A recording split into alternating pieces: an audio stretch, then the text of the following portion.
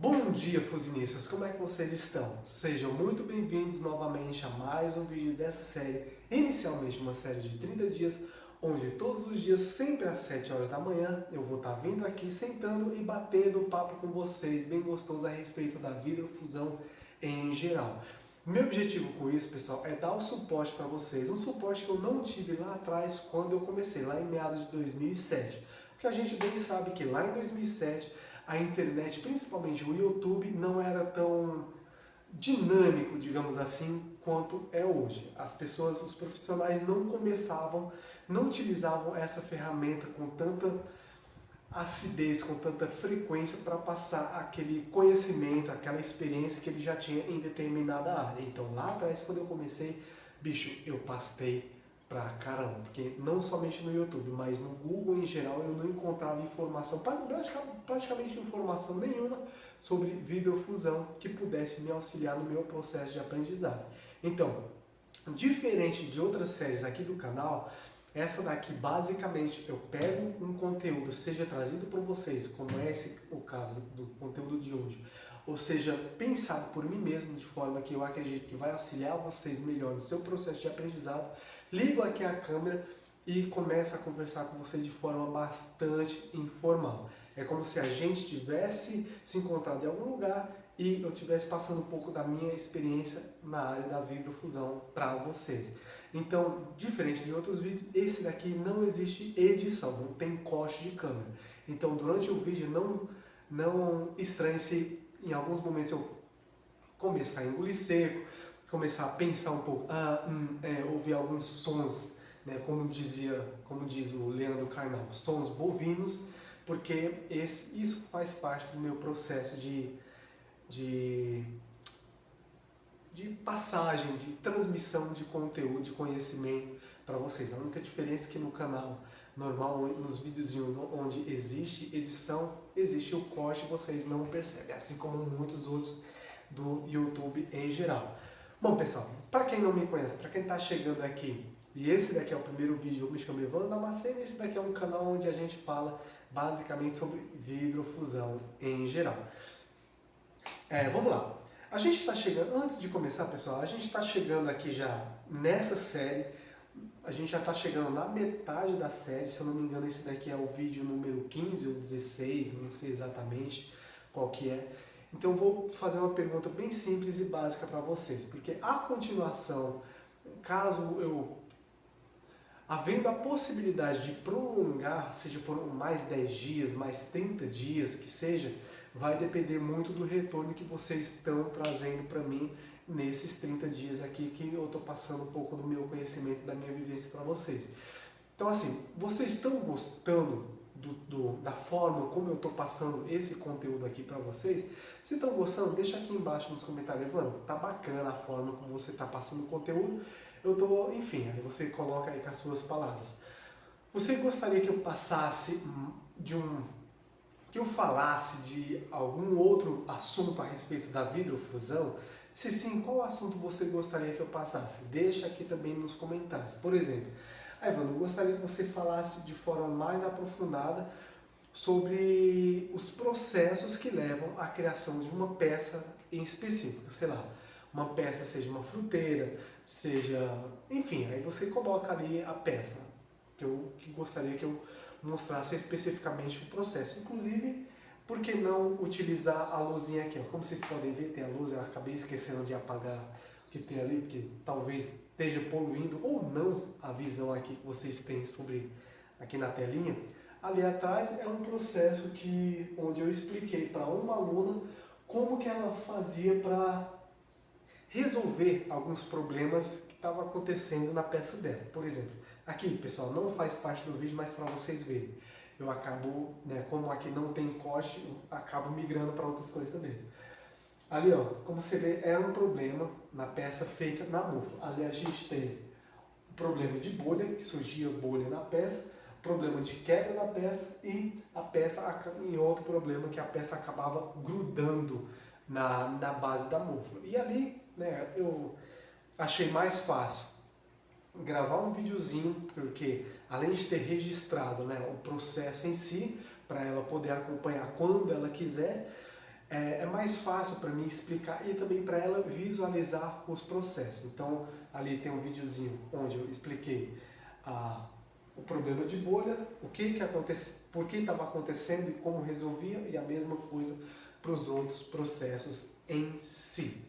Então, assim, se você quer que eu fale de forma mais profunda, talvez até utilizando a lousa, sobre alguns processos dentro da vidrofusão, deixa aqui também nos comentários. Ou até mesmo se você quiser que eu fale a respeito de alguns treinamentos que a gente tem, que eu fale de forma mais aprofundada, o que vocês vão ver lá, o que esses treinamentos resolvem, para quem é esse treinamento, por quê? Por que para quem é? Porque, por exemplo, o manual completo da mufla não é para quem já está trabalhando a vidrofusão utilizando a mufla, porque ele é um manual onde dentro dele o foco é a utilização da mufla e não vidrofusão em si. Ou seja, no manual completo da mufla eu vou te ensinar, te mostrar tudo que você precisa saber para que você possa utilizar a mufla de forma correta, prevenindo danos à estrutura e caso haja algum tipo de dano, como você faz a manutenção da mufla. E é claro que lá eu mostro também os materiais que são necessários para que você possa confeccionar sua própria mufla, caso você queira. Com isso, com essa informação, você pode turbinar também a sua mufla. Eu já falei sobre isso em outros vídeos aqui também dessa série. Então, assim, caso você queira entrar no manual da mufla, achando que você vai aprender sobre técnicas de pigmentação, sobre qual a escolha da melhor matéria-prima e coisas do tipo, esse não é o melhor treinamento para vocês. Então, pessoal, em resumo, deixa aqui nos comentários o que você gostaria que eu falasse de forma mais minuciosa, mais detalhada.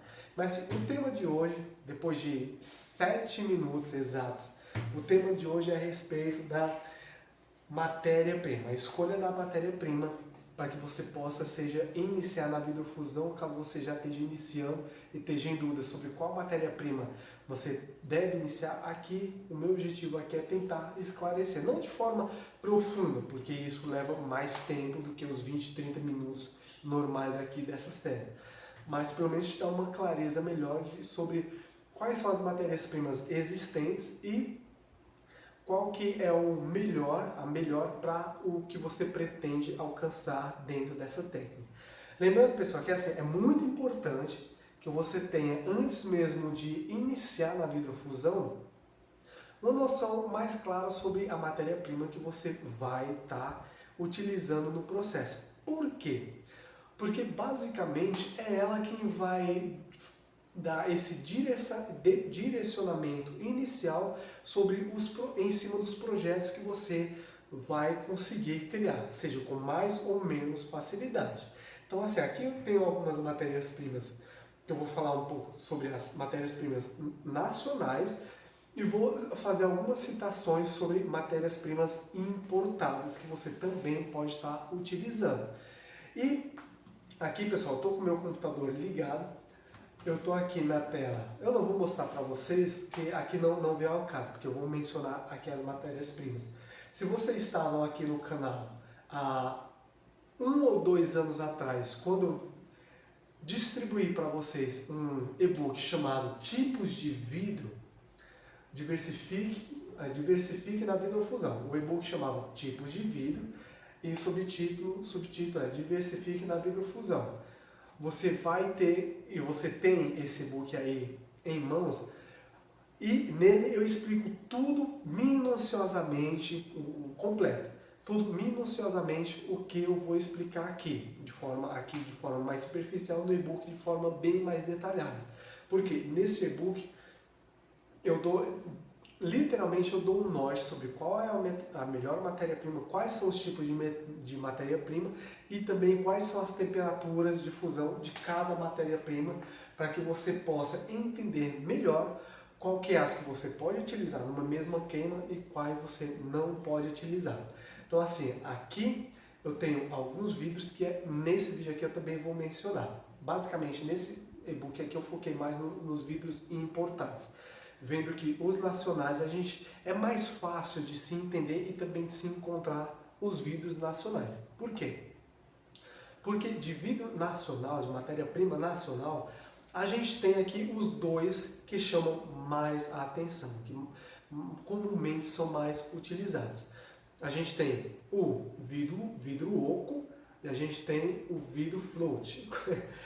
Qual que é o vidro float, Evandro? Vidro float é o vidro de janela e o vidro oco é qualquer vidro que é utilizado para recipiente, sejam potes, garrafas de vidro ou vasos também, qualquer outro. E aí dentro do vidro oco a gente tem várias empresas, né, a gente tem a Always Illinois, a gente tem a Nadir Figueiredo, a gente tem a Veralha, a gente tem várias empresas que produzem esses tipos de vidro e também a gente tem várias empresas que produzem o vidro float, o vidro de janela.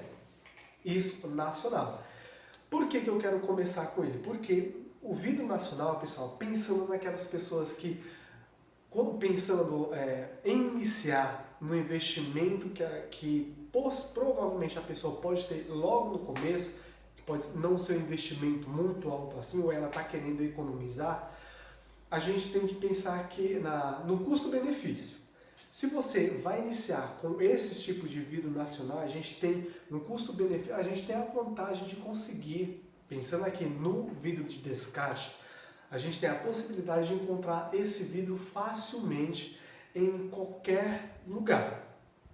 Sejam em vidraçarias, você pensando aqui no vidro float, você vai numa vidraçaria, fala que está querendo trabalhar, explica o que você está querendo fazer e que você quer adquirir retalhos desse vidro. Principalmente pensando aqui em trabalhos com a mufla, que requer retalhos de vidro bem pequeno. Eu não tenho aqui retalhinho de vidro para mostrar para vocês, mas dá para vocês entenderem. Retalhos de vidro bem pequeno, você pode ir numa vidraçaria e adquirir esse tipo de vidro por um valor muito baixo. Isso quando o vidraceiro, pensando que ele está querendo descartar esse vidro, ele vai provavelmente dar esse vidro gratuitamente para você e até reservar outros pedaços de vidro, talvez até maiores, quando você explica para ele qual que é a sua intenção com esse material. Isso, pessoal, vai por mim. Ele vai fazer isso. Quando você mostra o trabalho que você pretende realizar, ou até mesmo que você já está realizando com esse vidro, ele vai separar alguns materiais para que você possa utilizar. Então, assim, esse tipo de vidro você comumente não paga muito caro, a não ser que você queira adquirir uma placa grande. Aí sim, provavelmente você vai ter que desembolsar 30, 40, 50, 60 reais, dependendo do tamanho da placa que você quer adquirir e da espessura do vidro também. Mas aqui, ó, pensa bem, vamos supor que você está trabalhando com a mufla. Eu estou citando aqui mufla, pessoal, porque eu estou falando aqui, quando se fala custo-benefício, pessoas que estão iniciando, uma mufla geralmente é bem mais, geralmente não, a maioria das vezes é bem mais barata do que um forno de alta temperatura. E por que maioria das vezes e não sempre? Porque tem muflas que podem custar aí um valor de entre R$ 1.200 e R$ 1.500, enquanto tem fornos de segunda mão que você pode comprar por até R$ 500. Eu falo isso porque eu já vi muitas vezes isso acontecer. Então assim, ó, uma placa, sei lá, de vidro plano de 2 milímetros, pensando aqui na criação de acessórios, de 2 milímetros, de 50 centímetros quadrados, você não vai investir aí um valor acima de R$ 80. Claro que isso pode variar de acordo com a região que você mora. Você não vai investir um valor acima de R$ 80.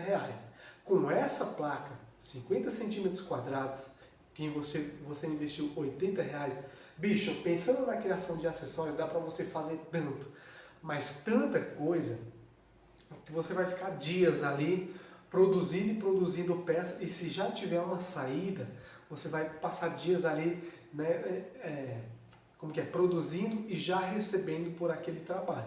E vai por mim. R$ 80, se você produzir ali umas peças em que você vai estar vendendo, que seja por R$ 30 cada um acessório, seja colar, pulseira, anel, enfim.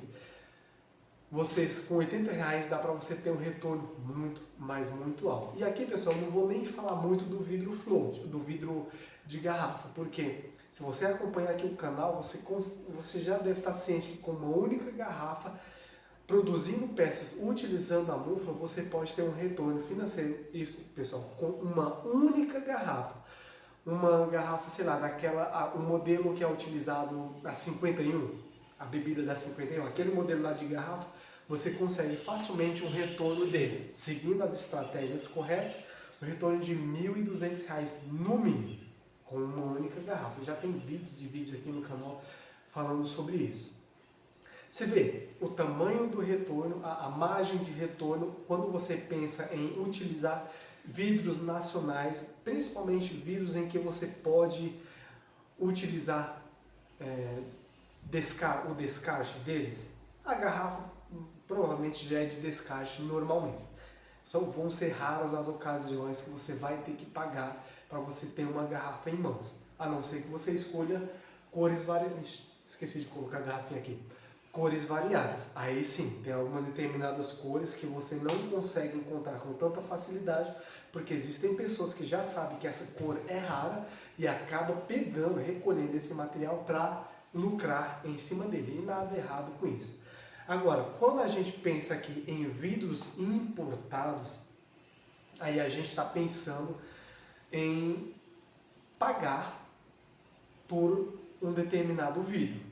Não somente pagar pela placa de vidro em si, mas também pagar pela, caso você, dependendo do valor que você está investindo naquele vidro, você também vai ter que pagar a taxa de importação e também o frete, ou seja, praticamente além do valor do vidro, ainda tem a taxa de importação e o frete, ou seja, 3 valores diferentes que vão agregar mais valor, né, na placa em si. E pensando aqui, fazendo aqui um comparativo de uma placa de 50 centímetros quadrados de vidro plano, de vidro float, onde você vai ter a liberdade de, adicionando pigmentos, criar a arte que você quiser. Se você pagou, sei lá, 100 reais, vamos aumentar a espessura de 2 para 3 milímetros. Se você pagou 100 reais numa placa de 50 centímetros quadrados, e sim, pessoal, porque eu estou chutando um valor muito alto do que realmente pode ser. Uma placa do mesmo tamanho de um vidro catedral, digamos assim, o vidro catedral, você vai pagar aí pelo menos uns entre 600 e 800 reais numa placa do mesmo tamanho. Pode ser que não seja isso tudo, dependendo da região que você mora. Se houver concorrência ali na região que você mora, pode ser que brigando por preço, eles vendam por um preço menorzinho. Agora, caso não haja, aí as chances são que sim, que você vai pagar mais ou menos esse valor aí. Ah, Evandro, como que você sabe? Pessoal, há um tempo, alguns anos atrás, eu tive que comprar esse tipo de vidro. Para mim, não era bem esse tipo de vidro, mas o vidro fusing, o vidro fusing, que é um vidro criado especificamente para trabalhar a vidrofusão. De mesmo tamanho e com uma espessura de 3 milímetros, eu paguei 800 reais, 50 centímetros quadrados e uma espessura de 3 milímetros.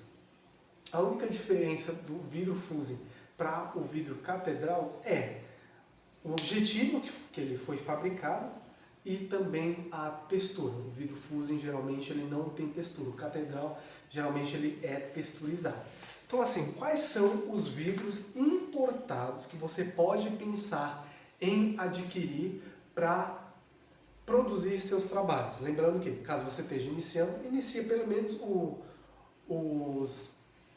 treinamento de corte, os testes lá de corte, a prática de corte de vidro, pelo menos inicia utilizando o vidro float, antes de partir para os vidros importados, porque vai por mim, quando você ainda não tem prática no corte do vidro, as chances são que você vai ter muita perca de matéria-prima. Então assim, quais são os vidros que você pode pensar em utilizar no seu ateliê? Pensando que o vidro float, ele é um vidro que é utilizado matéria-primas mais básicas, enfim, um vidro mais povão, digamos assim. Agora, alguns tipos de vidro importado, como por exemplo o vidro dicróico, ele utiliza matérias-primas mais refinadas, ou seja, ele é considerado um vidro mais fino. Então assim, ó, aqui eu separei 1, 2, 3, 4, 5, 6, 7 tipos de vidro importado que você pode utilizar no seu ateliê, e eu tenho certeza que utilizando esse tipo de vidro, sua arte, cara, vai dar um up. Claro que na utilização de pigmentos, utilizando vidro float, você também pode até mesmo criar uma arte que tenha um valor percebido muito maior do que qualquer um desses vidros aqui que eu vou utilizar. Mas isso depende muito da tua criatividade. E aqui eu não estou desmerecendo o pessoal que usa esse tipo de vidro aqui, o vidro importado, mas pensando que, enquanto o vidro transparente, o vidro float, você precisa criar uma arte para que aquela peça se torne atrativa, com os vidros importados, aquela arte, entre aspas, muitas aspas, já vem pronta. Ou seja, você basicamente corta, coloca ali e funde e a arte já está pronta, você não precisa pensar muito, você já vem prontinha ali. Então assim, ó, primeiro vidro, e eu coloquei aqui já o primeiro, que eu já citei ele em vários vídeos aqui no canal, é o vidro dicróico. Pessoal, o vidro dicróico é provavelmente o vidro mais diferente que vocês vão encontrar dentre toda a lista de vidros, seja nacionais ou importados, que vocês vão ter acesso. Por quê? Ele é um tipo de vidro onde as matérias-primas, como eu falei, são consideradas matérias-primas nobres e, por consequência, ele é considerado um vidro nobre. Então, assim, ó, se você fizer uma pesquisa no YouTube, você vai ver que esse vidro ele é bastante diferente. E, inclusive, se você pesquisar por peças produzidas com esse vidro, você vai ver que somente pelo fato de ter o vidro dicróico nessa peça, o valor percebido tende a ser bem maior do que uma peça simples, somente pigmentada com uma única cor ou onde você utilizou uma única cor. Então, assim, o vidro dicróico é o primeiro vidro que eu falo assim com toda certeza. Pesquise ele. Quando possível, tenha ele no seu ateliê, principalmente quando se trata de produção de bijuterias, porque ele tem um brilho característico, um brilho muito diferente, que você não vai conseguir reproduzir esse tipo de efeito no seu ateliê, caso você tenha somente um ateliê simples de vidrofusão. Por mais que o seu ateliê seja o mais completo possível, se voltado somente para vidrofusão e não para a produção de placas de vidro, você não vai conseguir, ou tende a não conseguir reproduzir esse efeito com tanta facilidade, tá bom? O outro vidro aqui, eu também já acabei de citar, é o vidro catedral. Basicamente, só para ter uma referência, pessoal, o vidro catedral ele é muito utilizado naquela arte nas janelas de igreja, principalmente igreja católica, onde tem aquelas artes daqueles santos todo coloridão, que quando bate a luz do sol tem todo aquele efeito, o quadro acende, enfim. E são basicamente chapas de vidro colorido translúcido. Ou seja, o que seria esse translúcido? Basicamente, a luz bate aqui e reflete o brilho do vidro. O brilho do vidro ele vai ser reproduzido em algum lugar ou, dependendo da altura, vai se tornar mais perceptível. E quando se utiliza o vidro catedral, pessoal, deixa eu ver aqui uma referência bem bacana. Quando a gente está produzindo vitrais, pronto, vitral. Quando a gente reproduz vitral, a gente pode utilizar esse vidro catedral e também utilizar a tua criatividade para, através do uso dos pigmentos, criar artes variadas. E daí a gente volta novamente nas janelas dos vitrais das igrejas, principalmente igrejas do católico, do cristianismo, onde ali, além da chapa de vidro ser colorida, eles também utilizam de pigmentos para criar aqueles efeitos bacaninhas, boladões lá que a gente vê nas janelas. O Spirit Glass. O Spirit Glass, pessoal, é um tipo de vidro, calma aí, que eu vou procurar aqui no e-book, vamos ver, que é um tipo de vidro que ele é produzido também especificamente para se criar peças exclusivas. E esse vidro, cara, se você comprar 100 chapas de vidro desse tipo de vidro, você nunca vai encontrar nenhuma placa igual. Por quê? Basicamente eu vou citar aqui a forma que ele é produzido, vou tentar aqui reproduzir. Imagina só que você tem um forno cadinho, não é bem, calma aí. Vamos supor aqui, ó, que esse daqui é um recipiente, melhor, um recipiente onde você coloca vidro e coloca esse recipiente dentro do forno. Esse recipiente aqui, ele é resistente a alta temperatura, é um recipiente próprio para se trabalhar isso daqui. Você coloca o vidro aqui dentro para que ele fique em estado líquido. Então, você colocando esse vidro aqui, você vem com uma vara de inox. Aqui dentro tem uma quantidade de vidro. Você vem, pega essa quantidade, retira, faz uma mistura em outro cadinho com outro tipo de vidro de outras cores, joga em uma esteira, e essa esteira ela vai passar por um rolo e vai criar-se uma chapa de vidro. Quais são os dois formatos, os dois, não é bem tipos de vidro, mas você vai entender. Quais são os dois tipos de vidro, ou até mesmo mais, que são utilizados aqui?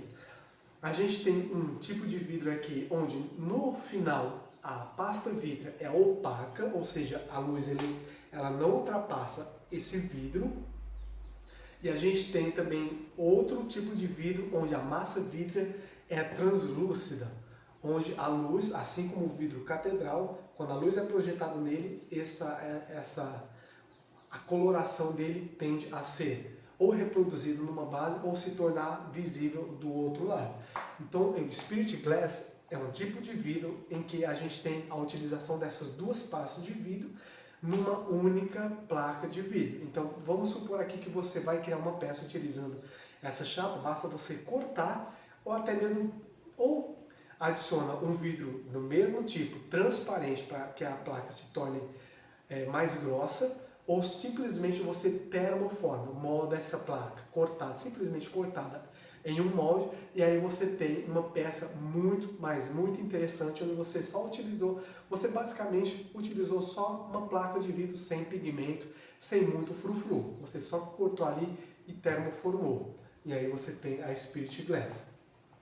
Sugiro, pessoal, que todos esses vidros aqui que eu vou estar mencionando aqui para vocês deem uma pesquisada no Google para vocês terem uma visão mais clara sobre tudo isso que eu estou falando. Como eu falei bem no começo, eu não vou me aprofundar muito, senão o vídeo vai ficar muito longo. A gente também tem o Opal Glass, que é um vidro que ele não é que é transparente, ele é... A massa vítrea dele, quando você joga a luz, ela não transparece. A massa vítrea dele é opaca. Simples assim, é um vidro que é opaco, a coloração dele é chapada.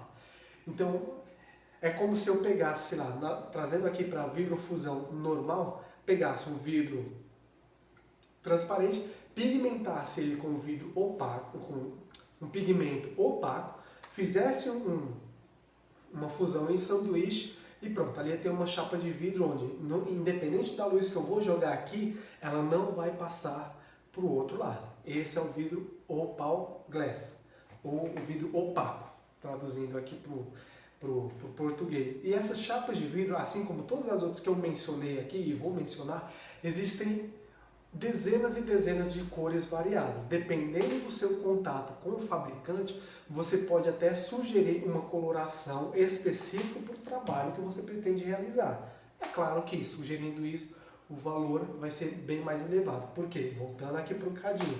Ele vai ter que preencher esse vidro, esse cadinho aqui, com vidros na coloração que você escolheu. Talvez a coloração que você escolheu não seja a coloração que ele comumente vende para outros clientes. Tá bom? Então também dê uma pesquisada aí para vocês se aprofundarem mais. A gente também tem aqui o Madre Glass. Pessoal, estou olhando aqui porque eu não tenho todas as imagens dos vidros aqui na mente para mim falar para vocês. Então assim, ó, o Magic Glass é um vidro onde, nossa, é bem interessante ele. Se vocês pesquisarem, vocês vão ver. É um vidro onde é adicionado a artes variadas. Chapas de vidro onde, imagina só, uma chapa de vidro, sei lá, transparente, onde em meados dessa mesma chapa você consegue perceber que existem retalhos de outras cores, como se fossem retalhos. Retalhos de vidro, efeitos de pigmento. Por exemplo, vamos supor que eu peguei aqui um pincel, umedeci aqui com tinta e simplesmente joguei ali na chapa de vidro, isso tudo em uma chapa, esses efeitos que eu estou falando. Joguei ali na chapa de vidro, ou até mesmo peguei tirinhas, macarrãozinho de vidro assim, ó, agrupei ali na chapa de vidro, ou até mesmo peguei pozinho de vidro e joguei, polvilhei ali na chapa de vidro. Tudo isso, pessoal, um efeito criado em uma única placa de vidro. É meio difícil de eu explicar aqui para vocês, porque talvez a visão que eu tenho aqui não seja a mesma que eu estou fazendo gerar na cabeça de vocês, mas o processo de fabricação dele também é semelhante aos que eu mencionei aqui nessa daqui, mas basicamente eles pegam lá o bastão, tiram o vidro derretido aqui, o vidro em estado pastoso, transparente, colocam ali na esteira e vão colocando retalhos de vidro, outras coisas também quentes, né, para não acontecer um choque térmico. Esses retalhos de vidro, ou pó de pigmento, essas coisas, vai passar por uma esteira e eles vão se unir, vai virar tudo uma chapa só. E aí a gente tem a chapa chamada Mardi Glas. A gente também tem o Strake Glass, o meu inglês, cara, é muito bom, que é um vidro muito semelhante ao Spirit Glass, que eu mencionei anteriormente. Mas a única diferença é que, pelo que eu estou percebendo aqui, existe um efeito metálico em algumas chapas de vidro. E o efeito dele também, imagina só que você... Deixa eu ver aqui uma imagem para me criar na sua cabeça aí. Imagina que você está olhando um lago, pronto, um lago. Não tem aquele efeito da... Imagina que você tirou uma foto do lago, e você tem aquele efeito da água. Lembrando, uma foto. Aquele efeito em que uma única cor, um único tom de azul, ele varia entre várias tonalidades, entre mais claro e mais escuro diferente. Esse é esse tipo de vídeo, Strake Glass. Imagina só que você tira uma foto, sei lá, da madeira. Pronto, aqui não tem esse efeitinho aqui de madeira? É uma única tonalidade de cor que pode variar em várias... Uma única cor em que pode variar entre várias tonalidades diferentes. Esse daqui é o efeito que eu consigo criar aqui na cabeça de vocês com mais facilidade. Imagine que isso aqui, ó, é um vidro, um único vidro. Ele pode ser considerado um Strake Glass. Tá? Eu acho, pessoal, me fiz entender aqui? Às vezes eu me preocupo que eu pergunto se eu me fiz entender e ninguém responde. Mas enfim, passando para o próximo. O Blue Size Glass. Cara, o Blue Size Glass também é um efeito muito semelhante ao... Ele fica basicamente entre o Strake Glass e o Spirit Glass, que eu já mencionei anteriormente.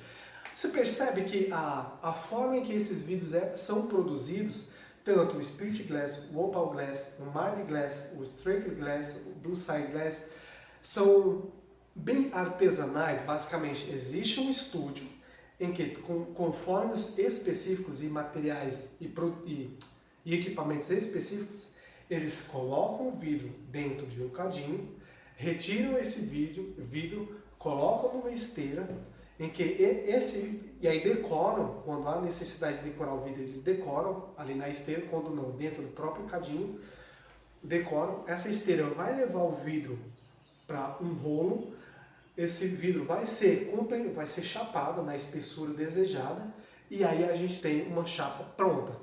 E todos esses vidros, eles são produzidos, são fabricados especificamente para artesãos que trabalham com alta temperatura. Diferente do vidro float, que é produzido para janela, basicamente, seja ele laminado, seja ele temperado ou não, ele é produzido para janela e não para artesãos. Esses tipos de vidro importados, eles já são produzidos com finalidade de artesãos utilizarem no seu ateliê. E é por isso também que o valor deles tende a ser maior, porque é um vidro diferente, por conta do processo de fabricação nunca vai existir duas chapas de vidro iguais, inclusive o dicróico também não vai existir, por mais que você procure ali uma semelhança muito grande entre algumas chapas de vidro, dependendo do processo que se utiliza, também não vai existir, e isso faz com que os artesãos sempre tenham peças exclusivas, vidros exclusivos no seu ateliê, podendo assim cobrar mais pelo trabalho que executam. Bom, pessoal, lembrando que todos os links dos nossos treinamentos vão estar aqui na descrição do vídeo. Se você gostou do conteúdo ou tem alguma dúvida ou sugestão para os próximos vídeos, deixe aqui no campo dos comentários que posteriormente, talvez, se a série ainda não tiver terminado, eu responderei ou eu farei um videozinho especificamente sobre o assunto que você detalhou aqui. Espero que você tenha gostado de mais esse conteúdo aqui do canal. Se gostou, deixe seu like, se inscreve no canal se ainda não é inscrito. E aqui quem falou foi Evandro Damasceno e nos vemos no próximo vídeo. Grande abraço, valeu!